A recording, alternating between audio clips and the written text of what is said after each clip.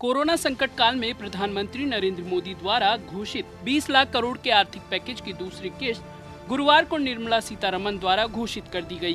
पहली किस्त में एमएसएमई, रियल एस्टेट, बैंक और आम करदाताओं के लिए घोषणा कर आर्थिक पैकेज की घोषणा की गई, तो गुरुवार को प्रवासी मजदूरों, किसानों, कर्मचारी, कारोबारी व आम आदमी के लिए आर्थिक पैकेज की घोषणा करते हुए निर्मला सीतारमण ने क्या क्या कहा, जानने के लिए देखिए पॉलिटॉक्स की यह खास रिपोर्ट। ये है टॉक्स न्यूज नेटवर्क और आप देख रहे हैं पॉलिटॉक्स, राजनीति का कच्चा चिट्ठा।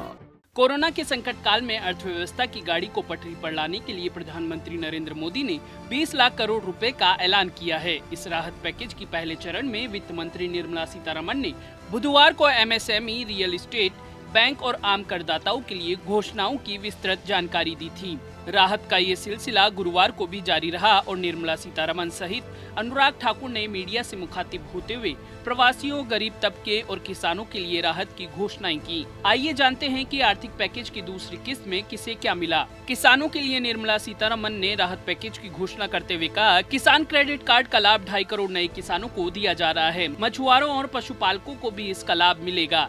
किसानों के लिए 30,000 करोड़ अतिरिक्त emergency working capital fund NABARD को दिए जाएंगे। यह नाबार्ड को मिले 90,000 करोड़ के पहले फंड के अतिरिक्त होगा और तत्काल जारी किया जाएगा।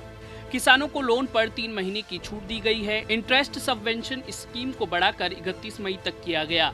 25 लाख नए किसान क्रेडिट कार्ड जारी किए जा चुके हैं। साथ ही नाबार्ड ने ग्रामीण बैंकों को 29,500 करोड़ रुपए की मदद दी गई है।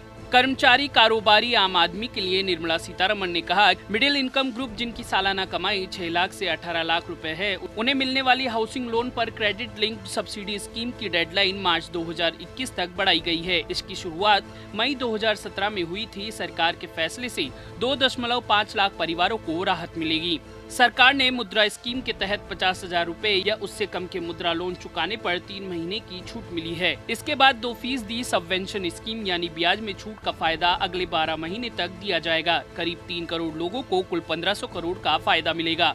1 जून से सभी देशवासियों के लिए एक राशन कार्ड जारी किया जाएगा। राशन कार्ड की नेशनल पोर्टेबिलिटी यानी 1 नेशन 1 राशन कार्ड लागू किया जाएगा। अगस्त 2020 तक 23 राज्यों के 67 करोड़ लाभार्थी को कवर किया जाएगा। मार्च 2021 तक सभी राशन कार्ड कवर होंगे। इस स्कीम में एक राशन कार्ड पर राशन कार्ड धारी देश के किसी कोने में अपने हिस्से का राशन ले सकते हैं। देश में 80 करोड़ से अधिक राशन कार्ड धारी हैं।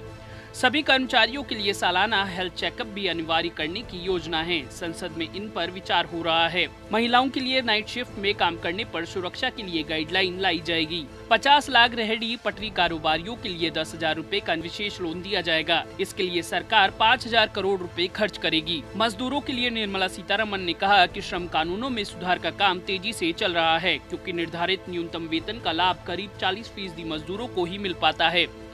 जिन कंपनी में 10 से कम मजदूर काम करते हैं, उन्हें भी ईएसआई की सुविधा मिल पाएगी। न्यूनतम वेज का अधिकार सभी वर्कर्स को देने की तैयारी है। इसी तरह न्यूनतम वेज में क्षेत्रीय असमानता खत्म करने की योजना है। नियुक्ति पत्र भी दिया जाएगा। शहरी गरीबों के लिए राज्य सरकारों को आपदा फंड का इस्तेमाल करने की इजाजत मिलेगी, ताकि उन्हें भोजन और आवास मुहैया कराया जा सके। इसके लिए केंद्र से राज्यों को पैसा भेजा जाता है। शहरी इलाकों में रहने वाले बेघर लोगों को शेल्टर होम में 3 वक्त का खाना पूरी तरह से केंद्र सरकार के पैसे से दिया जा रहा है। प्रवासी मजदूरों के लिए निर्मला सीतारमण ने कहा कि प्रवासी मजदूरों के लिए सस्ते किराए के घर की योजनाएं बनाई जा रही हैं, जिसके तहत जहां प्रवासी मजदूर काम कर रहे हैं, उन्हें सस्ते में सिर छिपाने के लिए छत मिल सके। 2 महीने तक प्रवासी मजदूरों को अनाज की फ्री सप्लाई होगी। जिनके पास राशन कार्ड नहीं है, उन्हें भी 5 किलो गेहूं, चावल, 1 किलो चना दिया जाएगा। करीब 8 करोड़ मजदूरों को योजना का फायदा मिलेगा। इसके लिए 3500 करोड़ रुपए का प्रावधान किया गया है।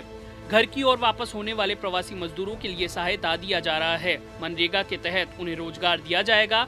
2.33 करोड़ लोगों को फायदा मिलेगा। न्यूनतम मजदूरी पहले ही 182 से बढ़ाकर 202 रुपए की जा चुकी है। प्रवासी मजदूरों को मनरेगा के तहत काम मिलेगा। शहरों से लौट रहे मजदूरोरों को अपने ही गांव में मनरेगा में काम दिया जा रहा है। पिछले 2 महीने में 50% तक मनरेगा में मजदूरों का रजिस्ट्रेशन बढ़ा है। 13 मई तक 14.62 करोड़ लोगों को काम दिया जा चुका है। इस योजना पर अब तक करीब 10,000 करोड़ रुपए खर्च किए जा चुके हैं। पॉलिटॉक्स ब्यूरो, दिल्ली। ये है टॉक्स न्यूज नेटवर्क और आप देख रहे हैं पॉलिटॉक्स, राजनीति का कच्चा चिट्ठा।